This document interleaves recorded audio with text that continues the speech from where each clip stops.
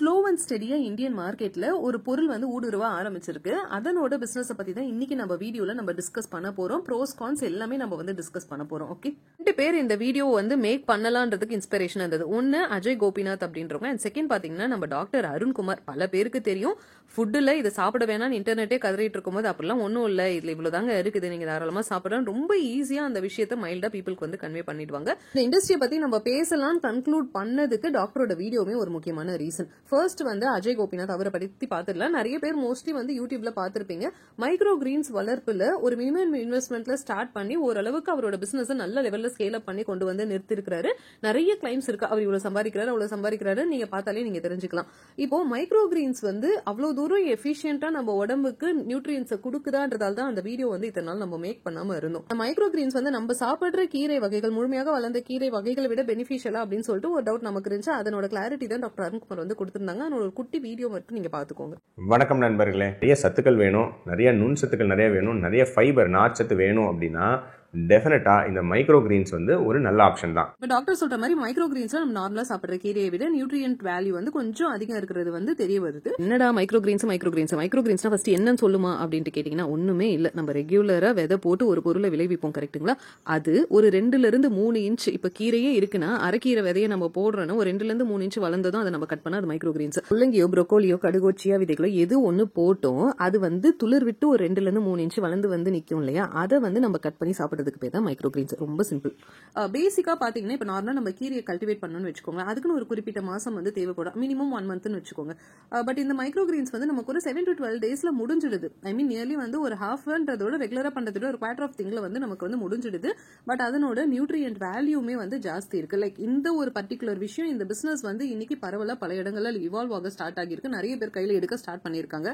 கம்மி டைம்ல nutrient value ஜாஸ்தி இருக்கக்கூடிய ஒரு ஃபுட் ப்ராடக்ட், சேமா கிரீன்ஸ்க்கு பதிலா மைக்ரோ கிரீன்ஸ் லைக் அந்த மாதிரி வர வந்து ஆரம்பிச்சிருக்கு. மிஸ்டர் அஜய் கோபிநாத்தை எடுத்துக்கிட்டீங்கன்னா இந்த பிசினஸ் உள்ள வந்ததும் ஃபர்ஸ்ட் 2 வருஷம் ஃபெயிலியர். இது என்னன்னே அவருக்கு தெரியல. பல ட்ரையல் அண்ட் எரர் பார்த்து அதுக்கப்புறமேட்டுக்கா ஃபெயிலியர் ஆகி மறுபடியும் ரீட்ரை பண்ணி ஆஃப்டர் 2 years தான் அவர் சக்சஸ் அப்படின்ற ஒரு விஷயத்தையே கத்துக்கிட்டாரு. வெளிநாடுகள்ல எப்படி பண்றாங்க, இது உள்நாட்டுல நம்மளோட கிளைமேட்டிக் கண்டிஷனுக்கு ஏத்த மாதிரி எப்படி பண்ண முடியும், இது என்ன அளவுக்கு people first of all accept பண்ணுவாங்க, இது எல்லாமே வந்து மிகப்பெரிய விஷயம். ஓகே, லைக் அது எல்லாமே ரீசர்ச் பண்ணி அவர் இதுல வந்து சக்சஸ் அப்படின்ற ரோட்ல வந்து நிக்கிறதுக்கே 2 வருஷம் காலம் தேவைப்பட்டிருக்கு. ஒருத்தரை பார்த்து இன்ஸ்பயர் ஆகி நீங்க ஒரு பிசினஸ் பண்ணணும்னு ஆரம்பிக்கிறீங்கன்னா உங்களோட ஹார்ட்ஷிப் என்ன அப்படின்றதையும் நீங்க வந்து தெரிஞ்சுக்கணும். இன்னைக்கு டேட்ல மிஸ்டர் அஜய் கோபிநாத் அவர் பாத்தீங்கன்னா வந்து 5 kgs ஆஃப் ஃப்ரெஷ் கிரீன்ஸ் வந்து டெய்லி பேசிஸ்ல ஹார்வெஸ்ட் பண்ணிட்டு இருக்கறதா ஒரு தகவல் வந்து கொடுத்திருக்காரு. ஃப்ரெஷ்ஷா மக்கள் கிட்ட கொண்டு போய் சேர்த்துறதுக்கான எஃபர்ட்ஸ்மே வந்து அவர் நிறைய போட்டுட்டு இருக்காரு. அண்ட் ப்ராஃபிட்னு பாத்தீங்கன்னா கன்சிஸ்டன்டா எல்லா மாசமே இவ்வளவு வரும் நம்ம சொல்ல முடியாது, பட் ரொம்ப டீசென்டான ஒரு ப்ராஃபிட் தான் வந்து ஏர்ன் பண்ணிட்டு இருக்காரு. அதனாலதான் வந்து ஒரு லோ இன்வெஸ்ட்மெண்ட் கேட்டகரியில இண்டஸ்ட்ரி வந்து எவால்வ் ஆகுது. லைக் இதுக்கு என்னெல்லாம் தேவை அப்படின்றத ஒரு ஓவர் டிராஃப்டா நான் உங்களுக்கு சொல்லிடுறேன், ஜஸ்ட் நல்லா லிசன் பண்ணிக்கோங்க. ஸோ பேசிக்கா இந்த மைக்ரோ கிரீன்ஸ் பாத்தீங்கன்னா 3 செட்டப்ல நம்மளால வந்து பண்ண முடியும். ஒன்னு ஸ்மால் ஸ்கேல், எல்லாருக்குமே தெரிஞ்ச மாதிரி. செகண்ட் பாத்தீங்கன்னா மீடியம், அண்ட் தேர்ட் பாத்தீங்கன்னா வந்து large scale.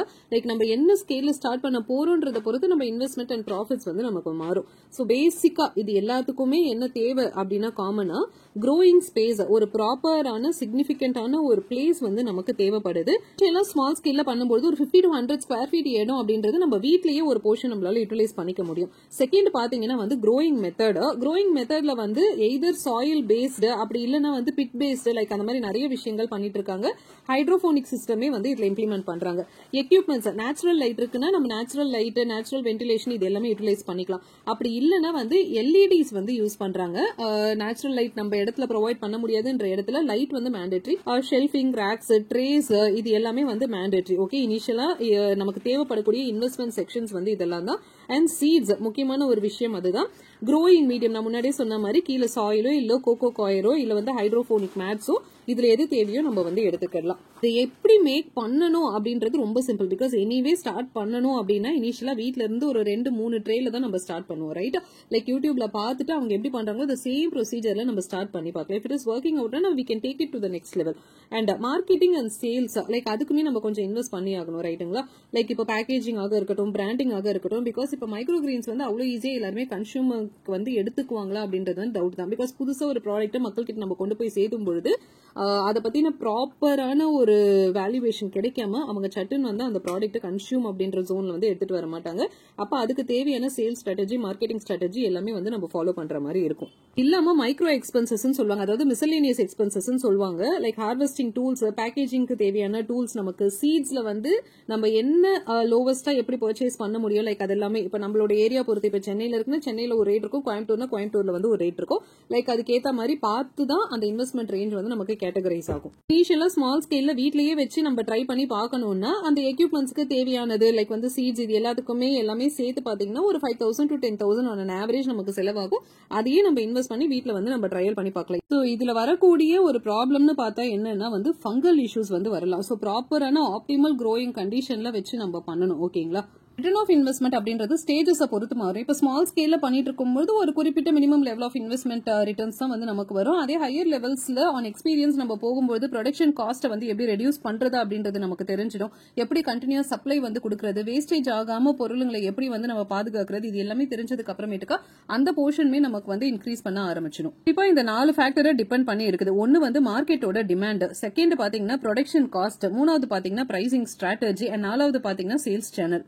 As per resources இன்னைக்கு தேதி வரையில பாத்தீங்கன்னா சேல்ஸ் வந்து ஆன்லைன்ல நல்லா இருக்கு அப்படின்றதுதான் வந்து தகவல். ஈவன் வந்து நம்மளோட மிஸ்டர் அஜய் கோபிநாத் அவருமே எங்கெங்கெல்லாம் பிட்ச் பண்ணிருக்காருன்னா gym, hospitals, restaurants, school, yoga centre, supermarket, direct individual customer, value தெரிஞ்சு வாங்கக்கூடிய பீப்பிள், லைக் இந்த மாதிரி இடங்கள்ல பிட்ச் பண்ணிருக்காரு. இனிஷியலா அவர் ஸ்டார்ட் பண்ணும்போது அவர் எங்க மேனுஃபேக்சர் பண்றாரோ, ஃபார் எக்ஸாம்பிள் இப்ப அவர் வந்து சித்தூர், எர்ணாகுளம், ஓகேங்களா, அந்த இடத்துல இருந்து 2 கிலோமீட்டர் ரேடியஸ்ல மட்டும்தான் அவர் வந்து இந்த பர்டிகுலர் பிளேசஸ் எல்லாத்துக்குமே சப்ளை பண்ணிருக்காரு.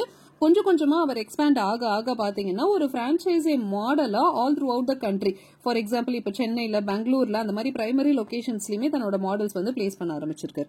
இஃப் இன் கேஸ் ஒருவேளை நம்ம பண்ணணும்னு நினைக்கிறோம்னா கூட நம்மளோட ஏரியால பீப்புள் வந்து இதை அக்செப்ட் பண்ணுவாங்களா, நம்மளால இந்த பொருளை ப்ராப்பரா நம்மளோட ஏரியால வந்து மார்க்கெட் பண்ண முடியுமா அப்படின்றத ஒரு ஸ்மால் பேட்ச்ல கல்டிவேட் பண்ணி பிட்ச் பண்ணி ட்ரை பண்ணி பார்த்துட்டு ரெஸ்பான்ஸ் நல்லா இருக்குது, பீப்புளோட அக்செப்டபிலிட்டி நல்லா இருக்கு, ரெஸ்பான்ஸ் நல்லா இருக்குது அப்படின்றதுக்கு அப்புறம் அடுத்தடுத்த கட்டத்துக்கு வந்து நம்ம மூவ் ஆன் பண்ணிக்கலாம்.